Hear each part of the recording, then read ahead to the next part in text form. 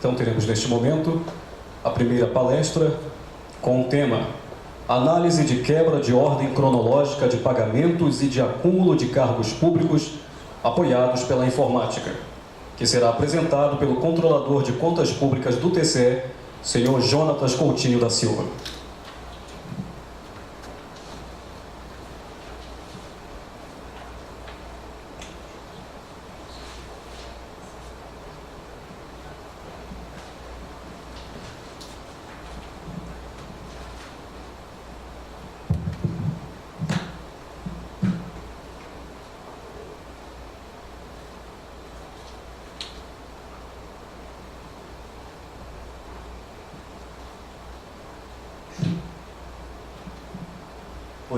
Bom dia a todos.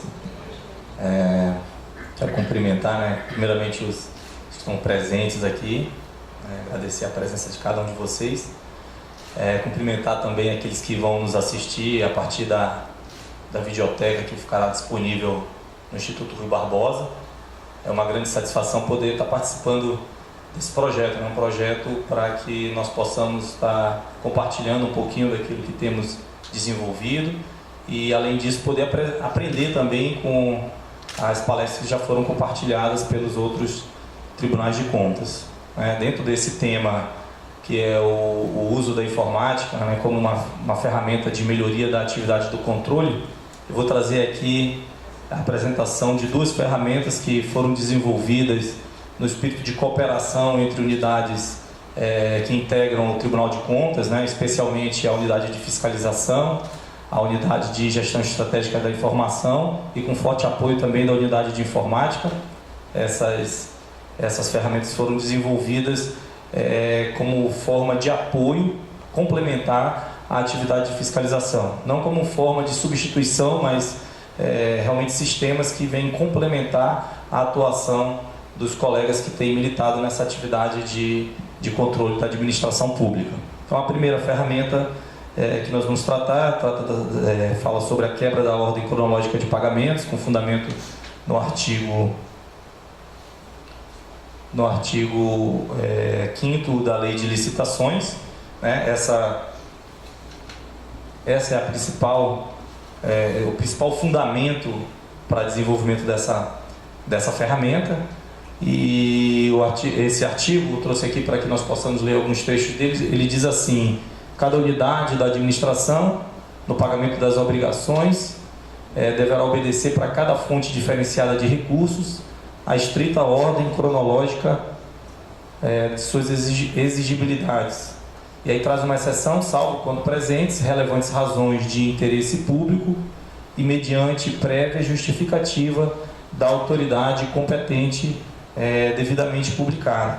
Então é um dispositivo que a parte final dele é bastante conhecida, de fácil compreensão, ele se destina a promover, a zelar pelo princípio da moralidade, da impessoalidade, da probidade administrativa. E de que maneira? Retirando do gestor o poder de escolha de quais serão os beneficiados pelos pagamentos que decorrem das atividades de compra de materiais, de prestação de serviços, de execução de obras terceirizados pela administração pública. Então, ao retirar esse poder de escolha, tem como consequência, digamos assim, a perda da capacidade de privilegiar esse ou aquele gestor, esse ou aquele credor, a perda da capacidade de até mesmo perseguir um ou outro credor em detrimento de outro. Então, assim, isso traz uma carga moral para dentro da administração, aumenta a credibilidade da administração enquanto pagador, E, como eu disse antes, é uma norma de fácil compreensão, mas que, surpreendentemente, tem sido pouco observada, especialmente por aqueles órgãos e entidades da administração que ainda não gozam de um razoável grau de maturidade de governança e gestão. E dentro desse contexto é que os órgãos de controle, e especialmente a ATRICOM, apoiada pelos demais tribunais de contas, editou a Resolução 8 de 2014, trazendo uma série de diretrizes, uma série de recomendações que os tribunais devem, digamos, internalizar em prol de compelir, de pressionar os jurisdicionados para que editem leis, editem decretos que auxiliem na transformação desse cenário, que é um cenário indesejado, né, para a nossa nação, especialmente nesses órgãos que ainda não têm toda essa maturidade. Então, diante desse comando legal, diante dessa iniciativa da Atricom, sem obviamente cercear a autonomia de cada ente da federação, mas essa iniciativa de uniformizar, de padronizar a atuação dos tribunais de contas. Então, diante dessa orientação, nesse cenário, algumas equipes de auditoria começaram a trazer para dentro dos seus planejamentos questões de auditoria que tratam exatamente desse tema, que é a ordem no pagamento da administração pública. E aí, à época eu trabalhava na unidade de gestão estratégica da informação, fui procurado por uma dessas equipes que se viu diante de um problema de difícil resolução para um servidor público sem o apoio de ferramentas de informática. Então, qual que era esse problema? O desafio era como analisar os pagamentos, sem ter que examinar individualmente. Então vamos lá. Como analisar os pagamentos sem ter que examinar individualmente milhares de pagamentos, ou milhares de ordens bancárias, né? Sem ter que ser obrigado a se lançar ao exame de milhares de documentos físicos. Isso aí poderia trazer um grave risco de falha humana e seria, inclusive, impossível de ser realizado num tempo razoável. Então, diante desse desafio, é que nós analisamos as ferramentas que nós tínhamos à disposição, analisamos o know-how que já havíamos adquirido e percebemos que nós podíamos propor uma solução para essa equipe de auditoria que poderia, inclusive, ser utilizada em futuros trabalhos. Eu quero só fazer uma pausa aqui, acabo de ser informado que questões de compromisso o nosso presidente vai precisar se ausentar, mas assim mesmo já agradecemos a presença e as palavras proferidas durante a abertura do evento.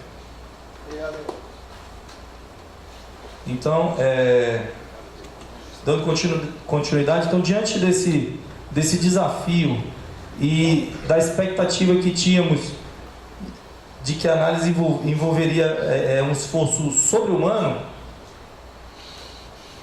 é que nós buscamos identificar o que tínhamos à nossa disposição. E aí já sabemos que nós tínhamos um sistema CIAFIC, que é o Sistema de Administração Financeira e Contábil, à disposição, e à época tratava-se de uma auditoria que tinha como objeto de fiscalização o governo do Estado. E aí, a partir da disponibilidade dessa ferramenta e da possibilidade que nós já conhecíamos que ela tinha de exportar no formato de planilhas eletrônicas as informações de empenhos, liquidações e pagamentos, e essas informações já eram exportadas de forma estruturada, nós percebemos que tínhamos a possibilidade de transformar aquela meta de difícil execução pelos colegas em uma meta de execução trivial por parte de um sistema de informação.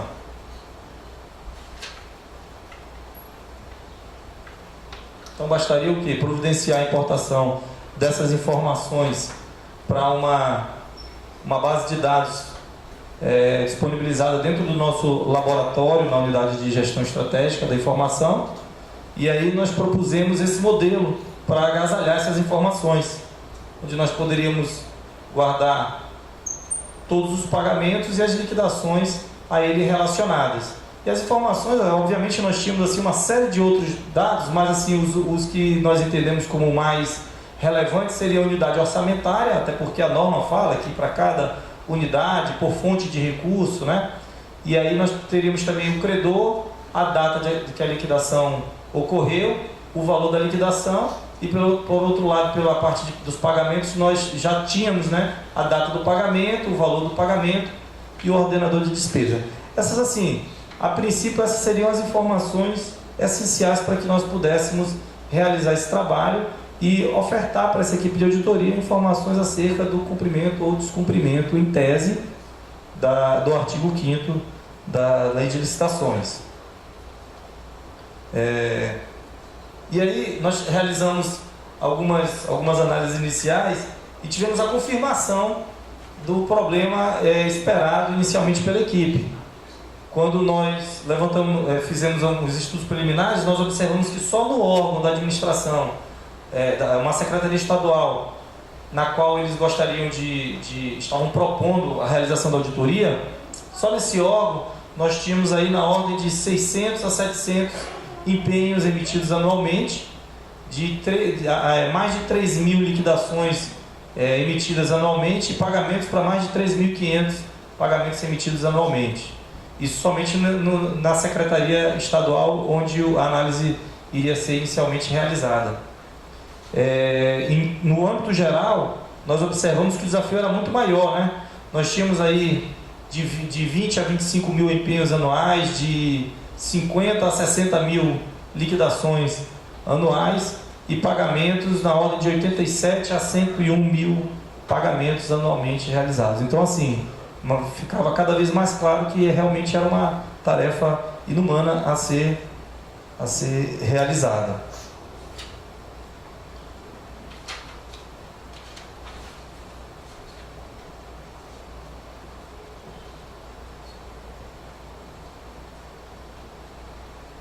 Então nós percebemos que nós tínhamos um ambiente favorável, né, e capaz de pré-selecionar algumas informações através dessa base de dados, e que nós poderíamos ofertar isso aí para nossa equipe de fiscalização. Quero só fazer uma pausa aqui para prestar um tributo para duas ferramentas que foram bastante utilizadas e têm nos auxiliado bastante nesse tipo de desenvolvimento. Uma delas é a plataforma de integração de dados do Pentaho, que oferece ferramentas de desenvolvimento de relatórios, de desenvolvimento de telas, ferramentas de extração, transformação e cargas de dados. Eu vou falar um pouquinho sobre isso daqui a pouco.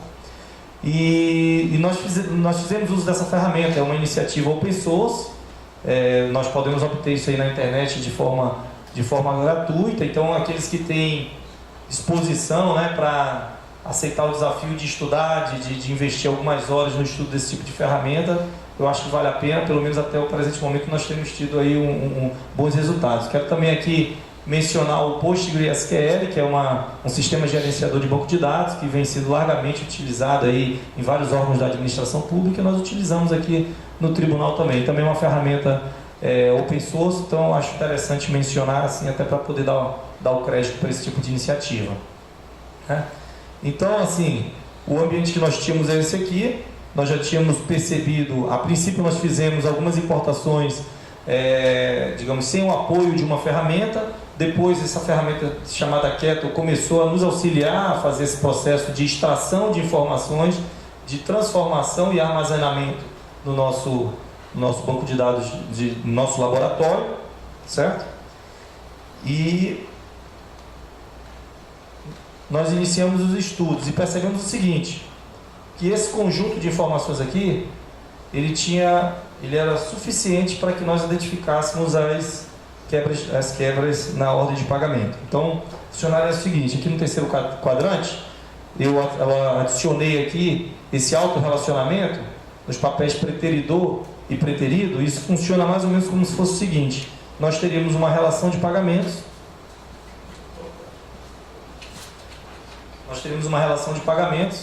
e aí realizaríamos uma cópia dessa relação de pagamentos, e a partir dessa cópia nós iríamos comparar um a um dos pagamentos realizados. Então veja bem que eu estava falando ali da ordem de, só para uma determinada unidade, uma determinada secretaria, da ordem de 3.000 pagamentos. Agora eu estou falando em comparar um a um. Isso aí leva a uma complexidade quase que quadrática. Então é como se eu comparasse 3.000 com 3.000, eu vou chegar a cerca de 9 milhões de comparações. Se a tarefa era difícil, agora ficou quase que impossível para uma equipe de auditores realizar. Então funcionaria assim: eu olharia o primeiro elemento dessa lista, compararia com os demais, exceto ele mesmo, e observaria os critérios que podem levá-lo a ser considerado uma quebra de ordem. Em seguida, olharia o segundo e compararia com todos os demais que estão posicionados na outra lista, exceto ele mesmo, e assim por diante até o final. Fazendo aí com alguma ressalva da matemática, né, mas cerca de 9 milhões, ou pelo menos milhões, de comparações para poder executar todo o processo.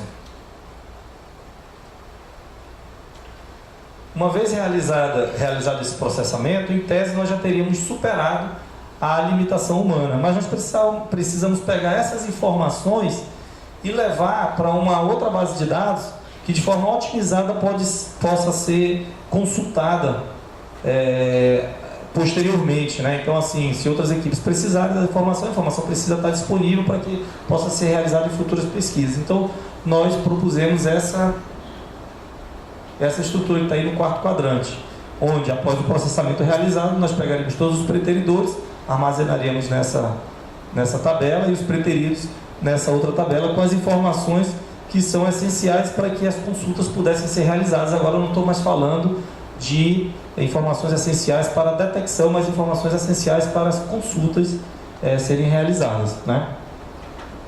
Diante dessa base de dados já estruturada e já alimentada, nós obviamente realizamos a extração de dados periodicamente. Hoje a gente trabalha de 15 em 15 dias realizando essa extração e digamos, rodando todo esse procedimento até chegar nessa base de dados. E aí, diante da existência dela, nós,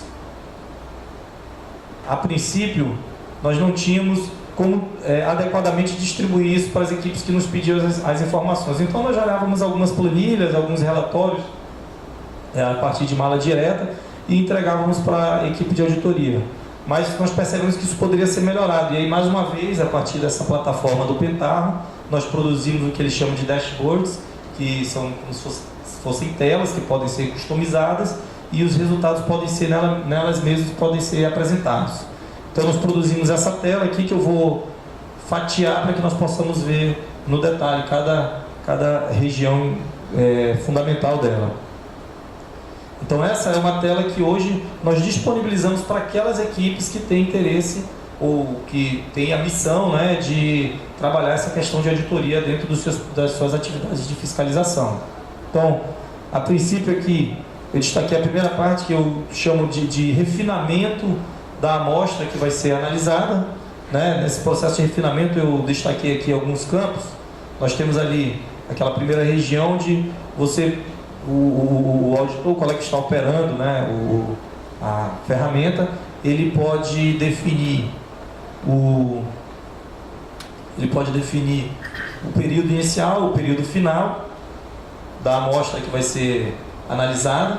Em seguida, ele pode definir o ponto de corte dos pagamentos preteridores, e aí isso quer dizer o seguinte, que diante das circunstâncias que foram analisadas, detectou-se que os pagamentos abaixo de, hipoteticamente, R$10 mil não necessitam de atenção nesse processo de análise. Então ele pode definir aqui um ponto de corte e os pagamentos potenciais preteridores que estão abaixo desse ponto de corte serão descartados na análise a ser realizada. De igual maneira, nós temos aqui também o valor mínimo dos pagamentos preteridos, e aí funciona da mesma maneira. Aqueles que estão posicionados abaixo do ponto de corte serão descartados. E aí a gente também trabalha aqui com uma última informação, que é a quantidade de dias em que determinado pagamento teve que aguardar, ou seja, a quantidade de dias em que determinado pagamento ficou aguardando na fila, sendo que outro já havia sido pago preterindo esse pagamento, né? Então aqui são algumas informações que ficam à disposição do operador desse sistema, e aí em seguida ele parte para a próxima etapa, que é escolher o tipo de análise que ele quer realizar. Então, se ele quer, diante daqueles filtros que foram colocados, se o objetivo dele é analisar por processo, por credor, se é analisar por fonte, por processo, fonte e credor.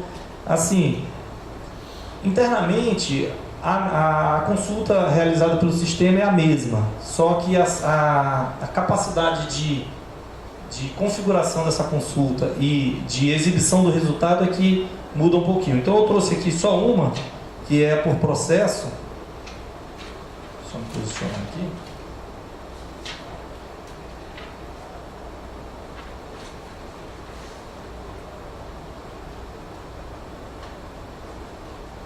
Ok.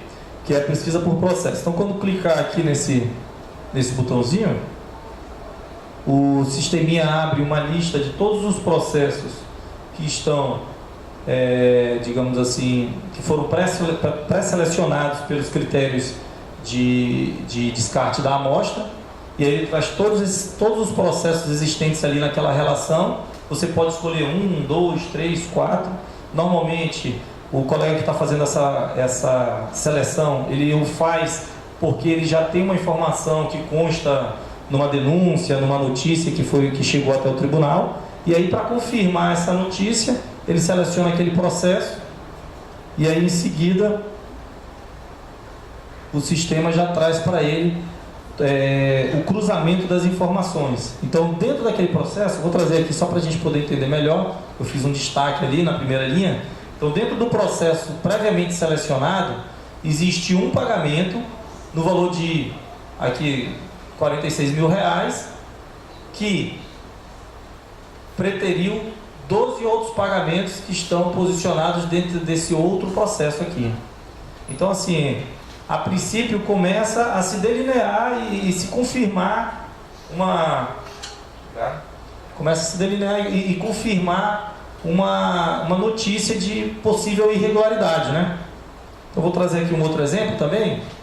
Dentro desse mesmo processo, nós identificamos 5 pagamentos, esses 5 pagamentos nesse valor aqui, que comparado com outro processo, ocasionou possíveis 21 quebras da ordem de pagamento.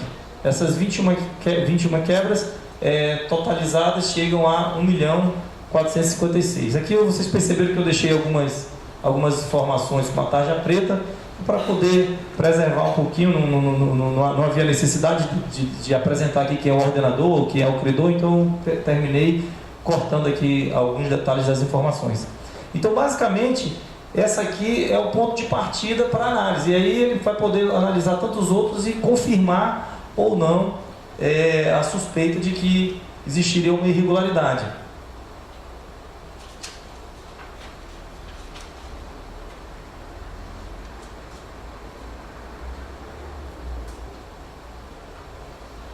Bom, confirmada a suspeita, nós percebemos que as equipes tinham alguma dificuldade de juntar provas que facilitassem a compreensão. Veja bem ali que eu estou apontando 21 pagamentos, e a evidência desses 21 pagamentos são 21 ordens bancárias. E aí é uma papelada muito grande, de difícil, digamos, observação pelo julgador e até mesmo por aquele que precisará posteriormente se defender num processo de contas ou no processo de fiscalização. Então aí, para facilitar a compreensão daqueles que estariam lendo o relatório, que estariam buscando confirmar ou combater aquele achado de auditoria, nós propusemos esse extrato que é retirado após a realização das análises. Então eu dividi ele em três áreas vermelhas. Na primeira delas aqui eu apresento cada uma dos parâmetros que foram definidos durante o processo de análise. E aí eu repito aqui, as informações foram extraídas em determinada data, no intervalo, o intervalo da amostra é de janeiro a dezembro, né, de determinado exercício. Os valores mínimos de preterição considerados aqui nesse exemplo são R$0, o valor mínimo dos preteridos também R$0, a quantidade de dias, 10 dias. Diante desse cenário, nós emitimos um extrato desse para cada um dos pagamentos que nós apontamos como irregulares. Então aqui nós temos o pagamento preteridor, eu também mais uma vez coloquei aqui a tarja preta, né, em algumas informações, e aí esse pagamento preteridor ele identifica quem é o credor, quem é o ordenador de despesa, quem é o liberador daquele pagamento, de que processo se trata, qual qual a fonte de recurso, número da liquidação, ordem bancária, e aqui algumas informações que vão nos auxiliar a confirmar essa afirmação que está sendo feita dentro do relatório de auditoria, que é a data de liquidação e a data da ordem bancária. Então eu trouxe aqui uma análise mais detalhada. Nós temos ali, olha, em verdinho, a data da liquidação, 26 de janeiro de 2014, 26 de junho de 2014, e a data de liquidação desse documento aqui, possivelmente preterido, de 19 de março. Então a gente percebe aí o seguinte, que esse documento foi liquidado numa data anterior a esse pagamento. Então nessa fase da despesa da liquidação, esse aqui chegou primeiro na fila do que esse. Mas aí quando nós observamos ali a caixinha vermelha, nós identificamos uma inversão nessa linha da cronologia. Nós percebemos o seguinte, que quem chegou primeiro foi pago depois. Porque veja bem, o pagamento desse registro preterido aqui, ele foi realizado em 1º de julho, mas o pagamento do preterido foi realizado somente em outubro do mesmo ano. E aí a gente traz a informação aqui de que essa diferença foi de 106 dias. Então a gente chama de 106 dias preterido, aguardando ser pago quando ele já tinha condições de ter sido pago, possivelmente já nessa data, ou se não de forma integral, mas pelo menos parcialmente já na data de 1º de julho de 2014. Trouxe aqui mais ainda nessa tela, uma outra análise, a mesma constatação, né? Que o pagamento liquidado em 11 de abril teve seu desembolso realizado somente em 9 de dezembro, né? Quando um outro que havia sido liquidado em data posterior teve seu pagamento realizado em data anterior, isso aí produzindo uma preterição de 161 dias. Então assim, apesar de nós termos aí uma quantidade grande de informações, mas fica claro quando há um achado apontando uma possível irregularidade, fica claro para quem vai se defender, para quem vai ler esse relatório na condição de julgador também, para poder entender aquela afirmação que está sendo descrita no relatório. Então essa informação ela pode tanto ir para dentro do processo como um suporte à evidência, como ela pode ser guardada pela equipe de auditoria como um papel de trabalho, e ela não precisa ser emitida também, pode ser armazenado isso aí em forma digital e ficar guardado no computador do colega ou da equipe de auditoria que promoveu a fiscalização.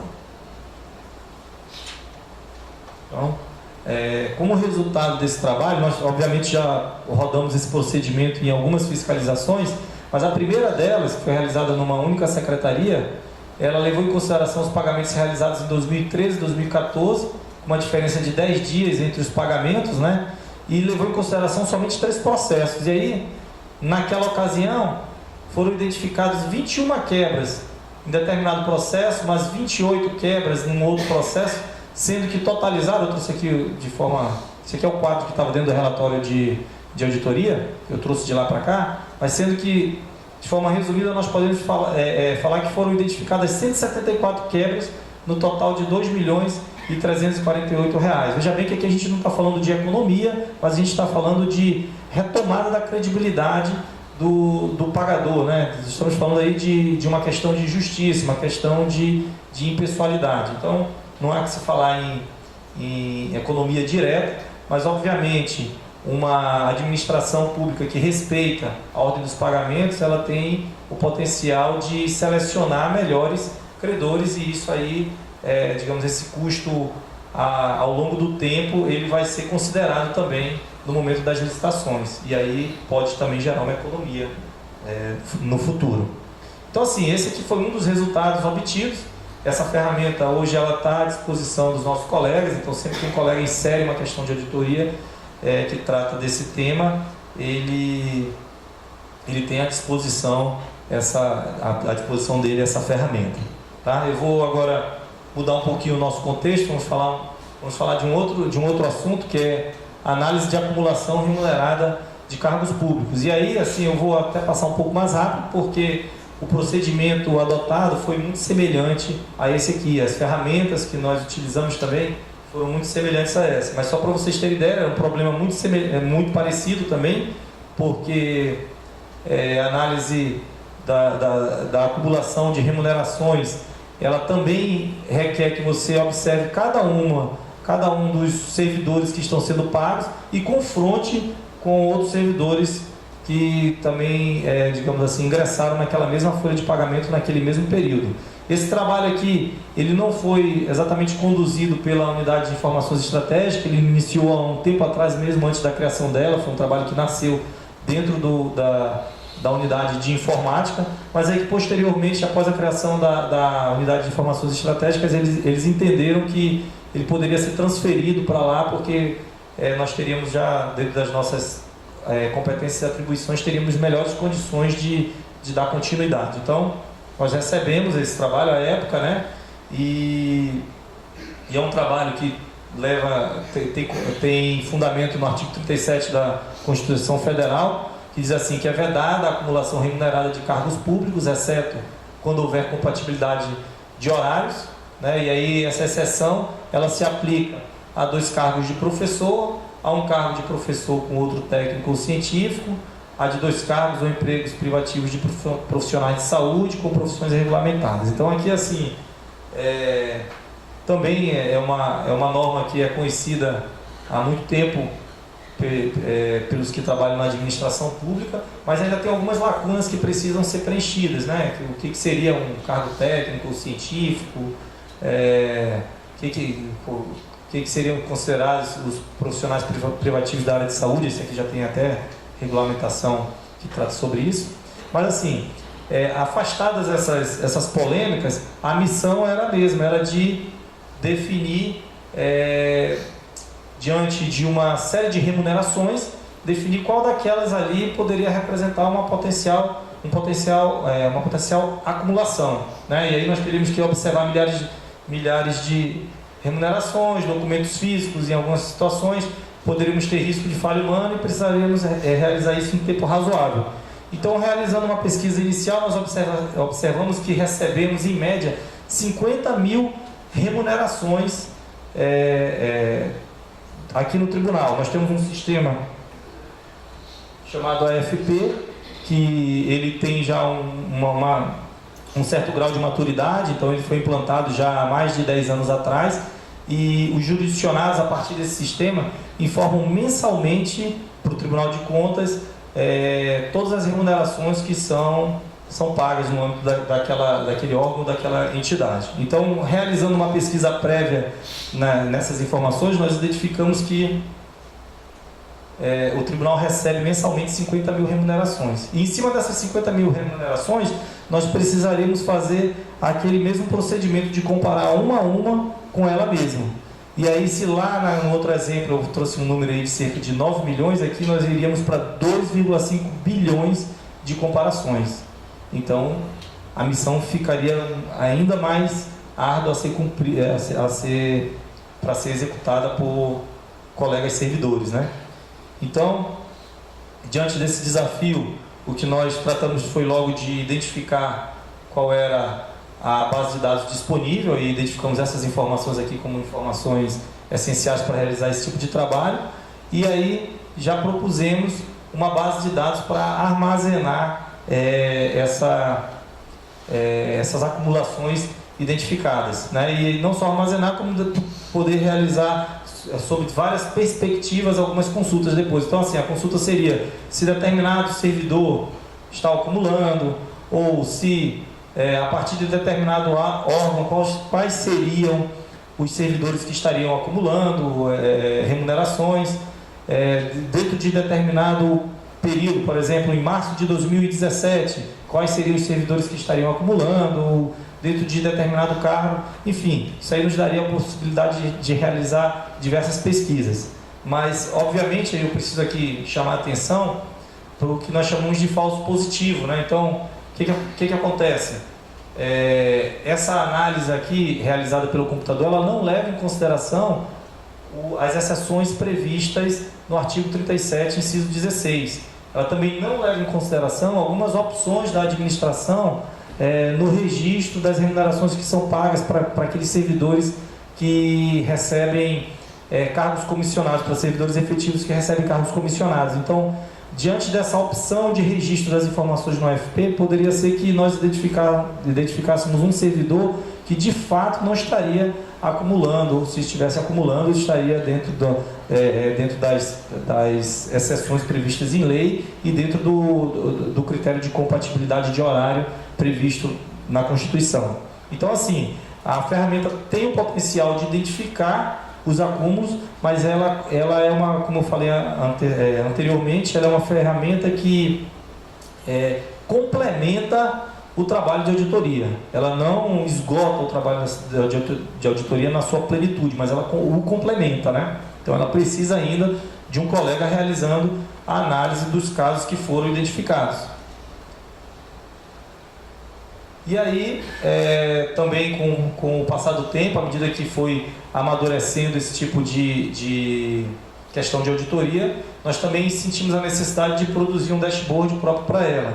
E aí eu trouxe aqui mais uma vez uma telinha para trabalhar algumas áreas dela, né? Então, a primeira delas é a parte de configuração, onde quem está operando essa telinha tem a possibilidade de escolher qual seria a unidade jurisdicionada, a unidade orçamentária, objeto da fiscalização, qual seria o período objeto da fiscalização também. Então ele seleciona essas duas informações e aí já tem aqui embaixo, após selecionar, ele já tem um breve resumo do que ele vai encontrar naqueles dados ali, né? Então naquele período, naquele ano, essa unidade jurisdicionada tem 523 remunerações informadas, né? E dentro dessas 523 remunerações ele identificou possíveis acúmulos da ordem de 27 possíveis acúmulos, né? Sendo que 24 seriam com 2 vínculos, 2 com 3 vínculos, 1 com 4 vínculos. A gente sabe que esses de 3 e 4 vínculos, eles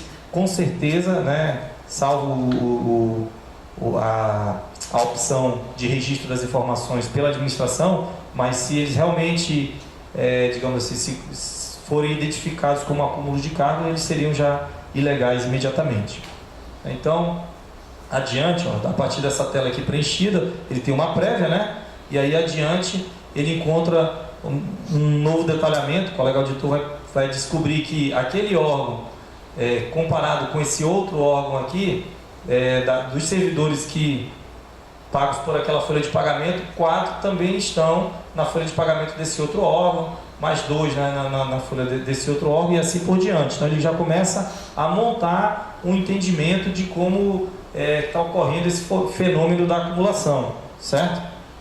E aí, por fim, ele tem essa informação aqui, que eu diria que é o ponto final mesmo dessa ferramenta, que quando ele tem para cada pessoa, né, para cada servidor, e aí aqui mais uma vez eu omiti, né, o nome das pessoas, mas para cada servidor ele vem trazendo em quais órgãos, na verdade, esse servidor está acumulando remunerações. Então aqui nós temos 2 órgãos para esse servidor, adiante nós temos mais 2 órgãos aqui para esse servidor e assim por diante, né? Essa informação ela pode ser depois planilhada e trabalhada adequadamente para ser, digamos assim, incorporada dentro de um relatório de auditoria. Então, basicamente, assim, é um procedimento muito parecido com o anterior, né? Como eu destaquei há pouco, ela não realiza a auditoria, mas a complementa, certo? Então, assim, a primeira vez que nós rodamos esse procedimento, na nossa primeira auditoria, nós chegamos aí a um número de 5.300 possíveis acúmulos. Isso assim, ainda é um número muito grande, mas diante de uma base de 50 mil remunerações, a gente já tinha uma redução aí para pelo menos 10%.